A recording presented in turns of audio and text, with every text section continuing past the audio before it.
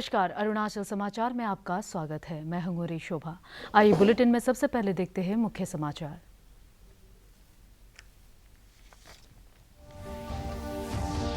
मालदो में भारत और चीन के बीच कोर कमांडर स्तर की वार्ता में पूर्वी लद्दाख क्षेत्र में तनाव समाप्त करने पर बनी सहमति। सेना प्रमुख MM नरवणे ने लेह के अस्पताल में घायल सैनिकों से की मुलाकात।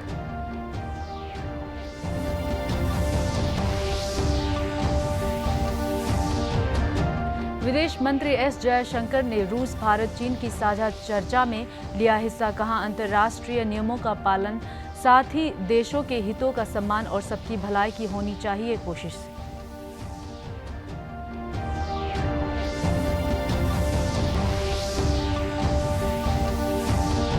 आज मनाया जा रहा है अंतर्राष्ट्रीय ओलंपिक दिवस। नाहरलगुन में आयोजित कार्यक्रम में अरुणाचल ओलंपिक संघ के अध्यक्ष पादी रिचो ने कहा, राज्य में खेल सुविधाओं का हो रहा त्वरित गति से विकास।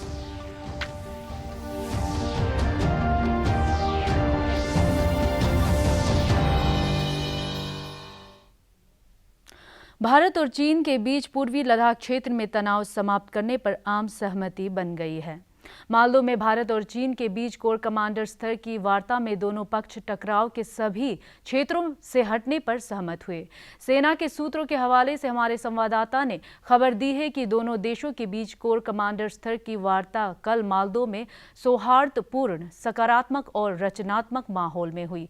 बैठक में पूर्वी लद्दाख में टकराव के सभी क्षेत्रों से हटने के तौर तरीकों पर चर्चा हुई। यह बैठक पूर्वी लद्दाख क्षेत्र में तनाव कम करने के उद्देश्य से चुशूल के निकट वास्तविक नियंत्रण रेखा पर चीन की ओर मालदो में कल दिन में करीब 11:30 बजे हुई।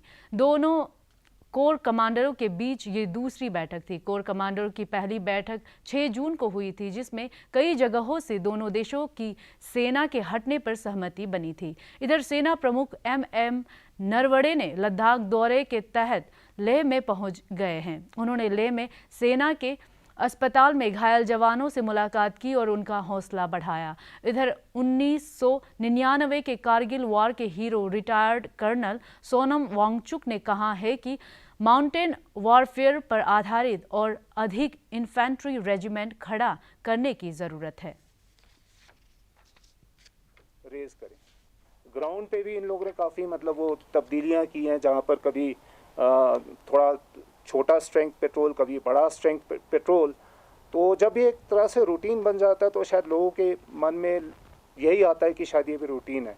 तो हमें इन मौजूदा हालत में शायद यही लगा होगा कि ये जो चाइनीज़ के फोर्सेस की कार्रवाई है या एक्टिविटी है, शायद वो रूटीन है। तो इसीलिए थोड़ा सा जो है हम उसमें मेरे ख्याल से धोखा खा गए, क्योंकि वो काफ़ी लार्ज नंबर्स में अंदर आ गए। रक्षा मंत्री राजनाथ सिंह 3 दिन की रूस यात्रा पर कल शाम मॉस्को पहुंचे। यात्रा के दौरान रक्षा मंत्री राजनाथ सिंह दोनों देशों के बीच रक्षा और रणनीतिक भागीदारी और मजबूत करने के उपायों पर बातचीत करेंगे। श्री सिंह कल मॉस्को में दूसरे विश्व युद्धों में विजय की 75वीं वर्षगांठ के उपलक्ष्य में विजय दिवस परेड में भी भाग लेंगे। यह परेड रूस और मित्र देशों के सैनिकों की वीरता के सम्मान में आयोजित किया जाता है। रूस के रक्षा मंत्री सर्गे शोइगु ने श्री सिंह को इस परेड के लिए आमंत्रित किया था। पहले यह परेड 9 मई को होनी थी, लेकिन कोविड-19 के कारण इसकी तिथि बढ़ा दी गई। रूस सेना और अन्य आमंत्रित सैन्य टुकड़ियों के साथ विजय परेड में भाग लेने के लिए भारत की तीनों सेनाओं के 75 सदस्यों का दल पहले ही मॉस्को पहुंच चुका है। विजय दिवस परेड में भाग लेने वाली भारतीय टुकड़ी का नेतृत्व सिख लाइट इन्फेंट्री रेजिमेंट के मेजर रैंक के अधिकारी करेंगे। इस रेजिमेंट ने द्वितीय विश्व युद्ध में भाग लिया था। युद्धों में शौर्य के प्रदर्शन के लिए इसे कई मेडल और सम्मानों से अलंकृत किया गया था। रक्षा मंत्री राजनाथ सिंह की यात्रा से भारत और रूस के बीच लंबे समय से चले आ रहे विशेष संबंध और प्रगाढ़ होने की आशा है। भारत और चीन के बीच बॉर्डर पर जारी विवाद से इतर आज विदेश मंत्री एस जयशंकर ने रूस भारत चीन की साझा चर्चा में हिस्सा लिया। वीडियो कॉन्फ्रेंसिंग के जरिए हुए इस बैठक में रूस, चीन और भारत के विदेश मंत्री हिस्सा ले रहे हैं। अपने संबोधन में विदेश मंत्री एस जयशंकर ने कहा कि दुनिया के प्रमुख देशों को आगे बढ़कर नेतृत्व करना चाहिए और उदाहरण पेश करना चाहिए। इसमें अंतर्राष्ट्रीय नियमों का पालन करना, साथ ही देशों के हितों का सम्मान करना, बहुपक्षीयता और समर्थन करना और हर किसी की भलाई की कोशिश की जानी चाहिए। विदेश मंत्री ने कहा कि मौजूदा वक्त में यह सही वैश्विक व्यवस्था बनाने का यही एक तरीका है। एस जयशंकर ने कहा कि अब वक्त आ गया है अब जब दुनिया को भारत के महत्व को पहचानना चाहिए और उसके अनुसार स्थान देना चाहिए। विदेश मंत्री ने कहा कि यही वक्त है कि दुनिया भारत को देखे और पुराने वक्त में सुधार लाए। International affairs must also come to terms with contemporary reality. The United Nations began with 50 members. Today it has 193. Surely its decision making cannot continue to be in denial of this fact. We, the RIC countries, have been active participants in shaping the global agenda. It is India's hope that we will also now converge on the value of reformed multilateralism. Excellencies, this special meeting reiterates our belief in the time-tested principles of international relations. But the challenge today is not just one of concepts and norms, but equally of their practice. The leading voices of the world must be exemplars in every way, respecting international law, recognizing the legitimate interests of partners, supporting multilateralism, and promoting common good are the only way to build a durable world order. देश में कोविड-19 से स्वस्थ होने की दर 56.37% हो गई है।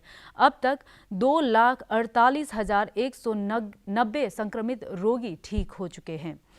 पिछले 24 घंटों के दौरान 10,994 रोगी स्वस्थ हुए। वर्तमान में 1,78,014 लोगों का इलाज चल रहा है। केंद्रीय स्वास्थ्य और परिवार कल्याण मंत्रालय ने बताया है कि कुल 14,933 नए मामले आने के साथ संक्रमितों की कुल संख्या 4,40,215 हो गई है। एक दिन में इस संक्रमण से 312 लोगों की मृत्यु होने के साथ मृतकों की संख्या 14,011 हो गई है। इसके साथ ही देश में मृत्यु दर 3.18% हो गई है। इधर अरुणाचल प्रदेश में कोरोना संक्रमण के सक्रिय मामलों की संख्या 126 है और अब तक 22 कोविड रोगी स्वस्थ हो चुके हैं। राज्य में लगभग 20,000 लोगों के कोविड-19 जांच के लिए सैंपल लिए जा चुके हैं। सभी राज्य और केंद्र शासित प्रदेशों में सरकारी कोविड अस्पतालों को 50,000 मेड इन इंडिया वेंटिलेटर की आपूर्ति के लिए पीएम केयर्स फंड ट्रस्ट से 2,000 करोड़ रुपए आवंटित किए गए हैं। इसके अतिरिक्त 1,000 करोड़ रुपए प्रवासी मजदूरों के कल्याण के लिए उपलब्ध कराए गए हैं। 50,000 वेंटिलेटर में से 30,000 का विनिर्माण भारत इलेक्ट्रॉनिक्स लिमिटेड भेल कर रही है। अभी तक 2,923 वेंटिलेटर बनाए जा चुके हैं, जिनमें से 1,340 वेंटिलेटर राज्यों और केंद्र शासित प्रदेशों को उपलब्ध करा दिए गए हैं।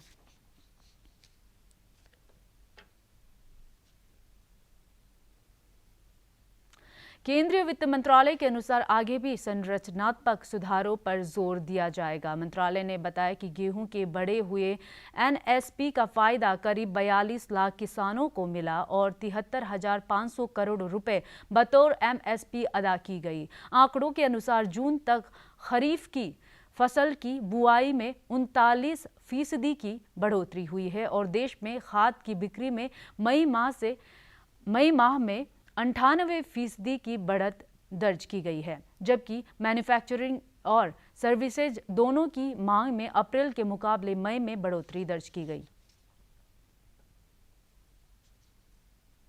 दुनिया भर के खिलाड़ियों को एक मंच पर इकट्ठा कर विभिन्न खेलों में विश्व स्तरीय प्रतिस्पर्धा करवाने वाले खेलों के महाकुंभ ओलंपिक के लिए आज का दिन बेहद खास है। आज ही के दिन 1894 में अंतर्राष्ट्रीय ओलंपिक समिति की स्थापना हुई थी। ओलंपिक दिवस खेल, स्वास्थ्य और सबसे अच्छा होने का एक उत्सव है जिसमें दुनिया भर से लोग शामिल होते हैं। ओलंपिक दिवस 23 जून 1984 को पहली बार मनाया गया था। उस समय Portugal, Greece, Austria, Canada, Switzerland, Great Britain, Uruguay, Venezuela और बेल्जियम ने अपने अपने देशों में ओलंपिक दिवस का आयोजन किया और उस समय से IOC के अध्यक्ष सिगफ्रिड एडस्ट्रॉम ने दुनिया के युवाओं को एक संदेश दिया। इधर आज नाहरलगुन में आयोजित अंतर्राष्ट्रीय ओलंपिक दिवस कार्यक्रम में अरुणाचल ओलंपिक संघ के अध्यक्ष पादी रिचो, महासचिव अब्राहम के तेची सहित कई कोच और खिलाड़ी मौजूद थे। श्री रिचो ने कहा कि पिछले कुछ वर्षों में राज्य में खेल सुविधाओं का तेजी से विकास हुआ है और खिलाड़ियों का प्रदर्शन भी बेहतर हुआ है।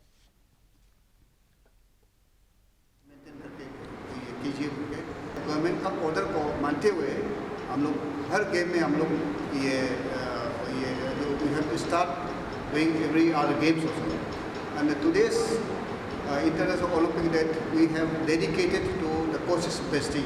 हमारे स्टेट का कोचेस को हम लोग डेडिकेटेड किया गया है।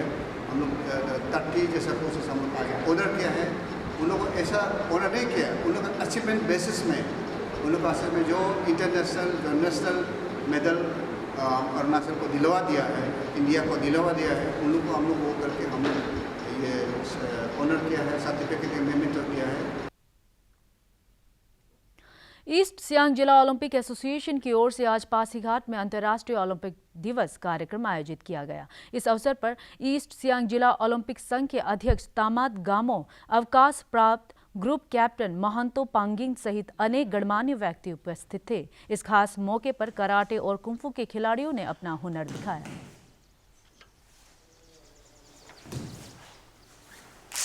मिस जनित मुझे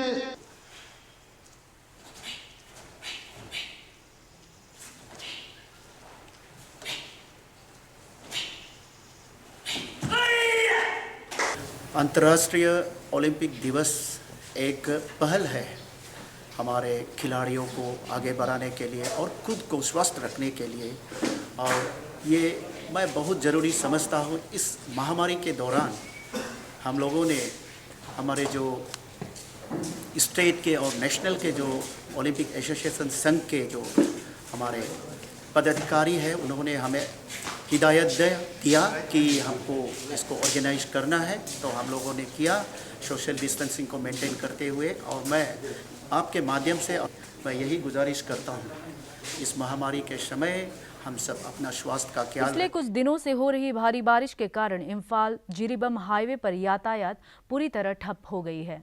इस हाईवे को मणिपुर की लाइफलाइन कहा जाता है। बारिश और इस इलाकों में होने वाले अवैध खनन के कारण पानी के बहाव का रास्ता भी बंद हो जाने से राजमार्ग करीब 100 मीटर सड़क धंस गई है, जिसके कारण आवश्यक सामानों की आपूर्ति में लगे करीब 200 वाहन राजमार्ग पर फंसे हुए हैं। यातायात फिर से बहाल करने के लिए प्रयास जारी है।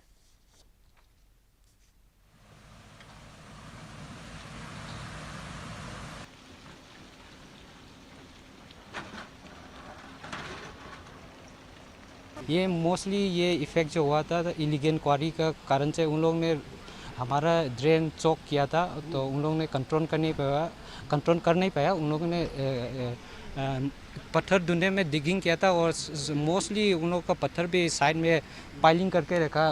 इसके कारण से हमारा ये रिटेनिंग वॉल भी चला गया, मोस्टली 100 मीटर का करीब वो भी चला गया। आजकल कड़े प्रतिस्पर्धा के युग में स्वस्थ रहने के लिए योग का महत्व बहुत ज़रूरी है। योग अभ्यास मानसिक तनाव को कम करने में भी मददगार होता है। प्रस्तुत है एक रिपोर्ट। एसिडिटी या गैस्ट्रिक की प्रॉब्लम अगर आपको है तो आप कैसे उससे निजात पा सकते हैं, ये मैं आपको बताऊंगी। इन आसान सी क्रियाओं का अगर आप अभ्यास करेंगे तो आप निश्चित रूप से एसिडिटी से दूर हो जाएंगे। आइए जानते हैं कौन सी हैं वो क्रियाएं।